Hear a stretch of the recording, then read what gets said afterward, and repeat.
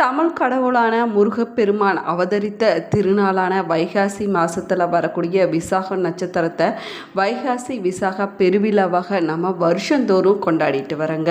உலகம் முழுவதில் இருக்கக்கூடிய முருக பக்தர்கள் இந்த நாளில் விரதம் இருந்தும் பால் குடம் ஏந்தி வந்தும் காவடி சுமந்து வந்தும் தங்களுடைய நேர்த்தி கடனை நிறைவேற்றி முருகப்பெருமானுடைய அருளை பெறுவதை வழக்கமாகவே வச்சிருக்கிறாங்க. அந்த வகையில் இந்த வருஷம் வைகாசி விசாக பெருவிழா பார்த்தீங்கன்னா மே 30 சனிக்கிழமை அன்னைக்கு கொண்டாடப்பட இருக்குது. இந்த நாளில் நம்ம எப்படி விரதம் இருந்தால் முருகப்பெருமானுடைய அருளை பெற முடியும்? இந்த ஆண்டு எத்தனை நாட்கள் வைகாசி விசாக விரதம் இருக்கக்கூடியவங்க எந்த நாளில் விரதத்தை தொடங்க வேணும், எப்படி விரதத்தை கடைபிடிக்க வேணும் என்பதை பற்றி தான் இந்த பதிவில் நம்ம விரிவாக பார்க்க போகிறோம். வீடியோவை ஸ்கிப் பண்ணாமல் முழுசாக பாருங்கள். நம்ம சேனலை இப்போ தான் ஃபர்ஸ்ட் டைம் பார்த்துட்டு இருக்கிறீங்க அப்படின்னா நம்ம சேனலை சப்ஸ்கிரைப் பண்ணலன்னா சப்ஸ்கிரைப் பண்ணிக்கோங்க. கூடவே இருக்கிற பெல் ஐக்கானையும் ப்ரெஸ் பண்ணிக்கோங்க. உங்களுக்கு ஜோதிட ரீதியாக சந்தேகம் இருந்தாலும் சரிங்க, தனிப்படையாக ஜோதிடம் பார்க்க விரும்பினாலும் சரி, இந்த வீடியோவுக்கு கீழே டிஸ்கிரிப்ஷனில் வராகி அம்மன் ஜோதிட நிலையத்தோட தொலைபேசி எண் கொடுத்துருக்குறேன். இந்த எண்ணுக்கு தொடர்பு கொண்டு பேசி பாருங்கள், உங்கள் பிரச்சனைகளுக்கு சரியான தீர்வு கிடைக்குங்க. வாங்க வீடியோக்குள்ளே போகலாம். உங்களுக்கு முருகப்பெருமான் பிடிக்கும் அப்படின்னா முருகனுக்கு அரோகரா, கந்தனுக்கு அரோகரா, கடம்பனுக்கு அரோகரா என்ற வாசகத்தை மறக்காமல் கமெண்ட் பாக்ஸில் 3 முறை பதிவிடுங்க. வைகாசி விசாக விரதம் அப்படிங்கிறது முருகப்பெருமானுடைய அருளை முழுமையாக நம்ம பெறுவதற்கும் முருகப்பெருமானுடைய அருளால் நம்முடைய வேண்டுதல்கள் அனைத்துமே நிறைவேற வேணும் என்பதற்காகவும் கடைபிடிக்கக்கூடிய ஒரு முக்கியமான விரதமாக இந்த விரதமானது சொல்லப்படுதுங்க. வைகாசி விசாக விரதத்தை சில பேர் பார்த்திங்கன்னா 21 நாட்கள் கடைபிடிப்பாங்க. இன்னும் சில பேர் பார்த்திங்கன்னா 11 நாட்களும், இன்னும் சில பேர் 6 நாட்கள், இன்னும் சில பேர் பார்த்திங்கன்னா அன்று ஒரு நாள் மட்டும் விரதத்தை கடைபிடிப்பதை வழக்கமாகவே வச்சிருக்கிறாங்க. முருகப்பெருமான் அவதரித்த நாளே வைகாசி விசாகமாக கொண்டாடப்பட்டு வருதுங்க. வைகாசி மாதத்தில் வரக்கூடிய பௌர்ணமியும் விசாக நட்சத்திரமும் சேர்ந்து வரக்கூடிய நாளே வைகாசி விசாக நாளாக சொல்லப்படுது. இந்த வருஷம் வைகாசி விசாகம் மே 30 சனிக்கிழமை அன்னைக்கு கொண்டாடப்பட இருக்குது. வைகாசி விசாக நாளில் நம்ம விரதம் இருந்து முருகப்பெருமானை வழிபட்டோம்னா நம்ம வேண்டிய வரங்கள் அனைத்துமே முருகப்பெருமான் அருள்வார் அப்படின்னு நம்பிக்கையாக சொல்லப்படுது. வைகாசி விசாகத்தை தொடர்ந்து பல விதங்களில் விரதம் இருப்பது பக்தர்களுடைய வழக்கமாகுங்க. சில பேர் பார்த்தீங்கன்னா 21 நாட்களும், இன்னும் சில பேர் 6 நாட்கள், 11 நாட்கள் என்ற முறையில் விரதத்தை கடைபிடிப்பாங்க. இன்னும் சில பேர் வைகாசி விசாக நாளான அன்று ஒரு நாள் மட்டும் விரதம் இருந்து முருகப்பெருமானை வழிபடுவாங்க. இதில் யார் எந்த தேதியில் விரதத்தை தொடங்க வேணும் அப்படின்னு பார்க்கலாம் வாங்க. 21 நாட்கள் விரதத்தை கடைபிடிக்கக்கூடியவங்க மே 9 சனிக்கிழமை அன்னைக்கு உங்களுடைய விரதத்தை தொடங்க வேணுங்க. அதே போல் 11 நாட்கள் விரதத்தை கடைபிடிக்கக்கூடிய முருக பக்தர்கள் மே 19 சனிக்கிழமை அன்னைக்கு உங்களுடைய விரதத்தை தொடங்க வேணும். அதே போல் முருகப்பெருமானுடைய அருளை பெறுவதற்கு 6 நாள் விரதத்தை கடைபிடிக்கக்கூடிய முருக பக்தர்கள் மே 24 ஞாயிற்றுக்கிழமை அன்னைக்கு உங்களுடைய விரதத்தை நீங்கள் தொடங்க வேணுங்க. ஒரு நாள் மட்டும் விரதத்தை கடைபிடிக்கக்கூடியவங்க மே 29 வெள்ளிக்கிழமை அன்னைக்கு உங்களுடைய விரதத்தை கடைபிடிப்பது சிறப்பானதாகும். வைகாசி விசாகத்தை தொடர்ந்து 21 நாட்கள் விரதம் இருப்பது முருகப்பெருமானுடைய அருளை பரிபூரணமாக பெற்றுக் கொடுக்குங்க. விரதம் இருக்கக்கூடிய நாட்களில் அதிகாலையில் எந்திரிச்சு குளித்த பின்னாடி கந்த சஷ்டி கவசத்தை படிக்க வேணுங்க. இல்லைன்னா திருப்புகழ் பாராயணம் செய்ய வேணும். பால் மற்றும் பழத்தை சாப்பிட்டு ஒருவேளை உணவு மட்டும் சாப்பிட்டு நம்ம விரதத்தை கடைபிடிக்க வேணுங்க. இப்படி விரதத்தை கடைபிடிப்பதனால முருகப்பெருமானுடைய அருளானது நமக்கு பரிபூர்ணமாக கிடைக்கும் அப்படின்னும் சொல்லப்படுது. அதே போல் உப்பு காரம் இல்லாத உணவுகளை நம்ம விரத நாட்களில் சாப்பிட வேணும். இல்லைன்னா பால் பழம் மட்டும் எடுத்துக்கொண்டு விரதத்தை கடைபிடிக்க வேணும். உங்களால் விரதத்தை முழுமையாக கடைபிடிக்க முடியும் அப்படின்னா நாள் முழுவதும் பட்டினியாக இருந்து மாலை நேரத்தில் முருகப்பெருமான தரிசனம் செஞ்ச பின்னாடி பால் பழத்தை சாப்பிட்டு உங்களுடைய விரதத்தை நீங்கள் நிறைவு செய்து கொள்ளலாங்க. உடல் நலத்தில் பிரச்சனை இருக்கக்கூடியவங்க ஒருவேளை உணவு மட்டும் எடுத்துக்கொள்ளலாங்க. இல்லைன்னா பால் பழம் சாப்பிட்டு உங்களுடைய விரதத்தை கடைபிடிக்கலாங்க. அதில் எந்த ஒரு தவறும் கிடையாது. விரத காலத்தில் பார்த்தீங்கன்னா கந்த சஷ்டி கவசம், சுப்பிரமணிய புஜங்கள், கந்தர் அனுபூதி, திருப்புகழ் போன்ற முருகனுக்குரிய பாடல்களை தினமும் நம்ம பாராயணம் செஞ்சுட்டு வருவது நன்மையை கொடுக்குங்க.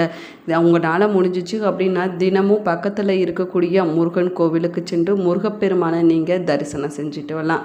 முடியாதவங்க வீட்டிலேயே கூட காலை மற்றும் மாலை நேரத்தில் முருகப்பெருமானுடைய படத்துக்கு பூக்களால் அலங்காரம் செய்து நீங்கள் விளக்கேற்றி வழிபாடு செய்யலாங்க. வைகாசி விசாக நாளில் முருகப்பெருமானுக்கு பால் குடம் எடுத்து வந்து அபிஷேகம் செய்வது சிறப்பானதாகும். அதே போல் திருமணம் மற்றும் குடும்ப ஒற்றுமைக்காக விரதம் இருக்கக்கூடியவங்க வைகாசி விசாக நாளில் நடைபெறக்கூடிய திருக்கல்யாண வைபவத்தில் கலந்து கொண்டு சாமி தரிசனம் செஞ்சு வழிபடுவது உங்கள் வாழ்க்கையில் இன்னுமே சிறப்பான பலன்களை பெற்றுக் கொடுக்குங்க. வைகாசி விசாகம் விரதம் இருக்கக்கூடியவங்க தினமும் உங்களால் சாப்பிடுவதற்கு முன்னாடி யாராவது ஒருவருக்காவது அன்னதானம் கொடுப்பது சிறப்பானதாகும். 21 நாட்கள் வைகாசி விசாக விரதத்தை முறையாக கடைப்பிடிச்சிங்க அப்படின்னா முருகப்பெருமானுடைய முழு அருளும் உங்களுக்கு கிடைக்குங்க. வைகாசி விசாக விரதத்தை கடைப்பிடிப்பதனால குழந்தைகளா தம்பதிகளுக்கு குழந்தை பாக்கியமானது கிடைக்குங்க. திருமண பாக்கியமானது கைகூடி வரும். கல்வி மற்றும் நாணத்தில் சிறந்து விளங்க முடியும். முருகப்பெருமானிடம் முன்வைத்த வேண்டுதல்கள் அனைத்துமே நிறைவேறும் அப்படின்னு சொல்லப்படுதுங்க. இந்த விரதத்தை கடைப்பிடிக்கக்கூடியவங்க நாள் முழுவதும் உபவாசமாக இருந்து விரதத்தை கடைப்பிடிக்கலாங்க. அப்படி என்னால் கடைப்பிடிக்க முடியல அப்படின்னு சொல்லக்கூடியவங்க நீங்கள் எளிமையான முறையில் பால் பழம் மட்டும் சாப்பிட்டு சைவமான சாப்பிட்டு கூட உங்களுடைய விரதத்தை நீங்கள் கடைப்பிடிக்கலாங்க. முருகப்பெருமானுக்குரிய மந்திரங்களை அன்றைய நாளில் சொல்லி வழிபடுவது சிறப்பானதாகும். எந்த மந்திரம் தெரியுதோ அந்த மந்திரத்தை நீங்கள் சொல்லுவது ரொம்பவே சிறப்பானதாகுங்க. அப்படி எனக்கு எந்த மந்திரமே தெரியல அப்படின்னு சொல்லக்கூடியவங்க ஓம் சரவண பவா என்ற மந்திரத்தை அவங்களால எத்தனை முறை சொல்ல முடியுமோ அத்தனை முறை சொல்லி முருகப்பெருமானை வழிபடலாங்க. இப்படி முருகப்பெருமானை வழிபடுவதனால முருகப்பெருமானுடைய அருளானது பரிபூர்ணமாக கிடைக்கும் அப்படின்னு சொல்லப்படுது. வைகாசி விசாக பெருவிழா நாள் முடிஞ்ச வரைக்கும் இனிப்புகளை நீங்கள் தானமாக கொடுப்பது சிறப்பானதாகுங்க. உங்களால் முடிஞ்சிச்சுன்னா எறும்புகளுக்கு நீங்கள் அரிசியோ இல்லைன்னா கோதுமை மாவோட வெல்லம் கலந்தோ நீங்கள் கொடுப்பது சிறப்பானதாகும். இதனால் முருகப்பெருமான் மன மகிழ்ச்சி அடைந்து அவருடைய பரிபூர்ண அருளானது நமக்கு கிடைக்கும் அப்படின்னு நம்பிக்கையாக சொல்லப்படுதுங்க. வைகாசி விசாகம் தோன்றியதற்கு புராணங்களில் ஒரு கதையும் சொல்லப்பட்டிருக்குதுங்க. அது என்ன அப்படின்னு பார்க்கலாம் வாங்க. சூரபத்மன் என்ற அசுரனை வதம் செய்வதற்காக சிவபெருமானுடைய நெற்றிக்கண்ணிலிருந்து வெளிப்பட்ட தீப்பொறிகள் சரவண பொய்கையில் இருக்கக்கூடிய 6 பூக்களில் விழுந்திருக்குதுங்க. அந்த 6 பூக்களில் விழுந்த தீப்பொறிகளானது 6 குழந்தைகளாக மாறியிருப்பதாக சொல்லப்படுது. கனலில் இருந்து தோன்றிய 6 குழந்தைகளையுமே 6 கார்த்திகை பெண்கள் வளர்த்திட்டு வந்திருக்கிறாங்க. இதனால தான் அவருக்கு கார்த்திகேயன் என்று பெயர் வந்ததாக சொல்லப்படுதுங்க. அதே போல் அன்னை பார்வதி தேவி அவர்கள் 6 பேரையும் ஒன்று சேர்த்து ஒரே உருவமாக மாற்றி இருக்கிறாங்க. இதனால் அவனுக்கு கந்தன் என்னும் திருநாமம் வந்ததாக சொல்லப்படுது. அன்னையிடம் பெற்ற சக்திவேல் தாங்கிய சூரபத்மனுடன் போர் செய்து ஐப்பசி மாதத்தில் 6வது நாளில் வதம் செஞ்சிருக்கிறாரு. இதையே சம்ஹாரம் என்றும் கந்த சஷ்டி விழா என்றும் நம்ம சொல்கிறோங்க. இப்படி முருகப்பெருமான் அவதரித்த நாளான வைகாசி விசாக நாளில் பக்தர்கள் நிறைய பேர் பார்த்தீங்க அப்படின்னா விரதம் இருந்து முருகன் கோவிலுக்கு சென்று முருகப்பெருமானை வழிபடுவதை வழக்கமாகவே வச்சிருக்கிறாங்க. இன்னும் சில பக்தர்கள் பார்த்திங்கன்னா பால் குடம் எடுத்து வந்தும் காவடி சுமந்து வந்தும் பாத யாத்திரையாக வந்தும் தங்களுடைய நேர்த்தி கடனை நிறைவேற்றுவதை வழக்கமாகவே வச்சிருக்கிறாங்க. வைகாசி விசாகம் முருகப்பெருமானுக்கு ரொம்பவே முக்கியமான நாளாகுங்க. அன்றைய நாளில் எல்லா முருகன் கோவில்களுமே விசேஷ பூஜைகளானது நடைபெறுவது வழக்கமாகும். அது மட்டும் இல்லாமல் அபிஷேகம், அலங்காரம், அர்ச்சனை, ஹோமம் போன்றவையானது நடைபெறுங்க.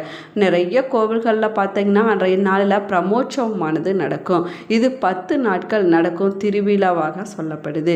அப்போது முருகப்பெருமானுக்கும் அவருடைய மனைவியருக்கும் பெரிய தேரில் ஊர்வலம் வருவாங்க. முருகப்பெருமான் திருக்கல்யாண வைபவமும் நடைபெறும் அப்படின்னு சொல்லப்படுது. வைகாசி விசாகம் 2026ஆம் ஆண்டு மே 30ஆம் தேதி சனிக்கிழமை அன்னைக்கு கொண்டாடப்பட இருக்குதுங்க.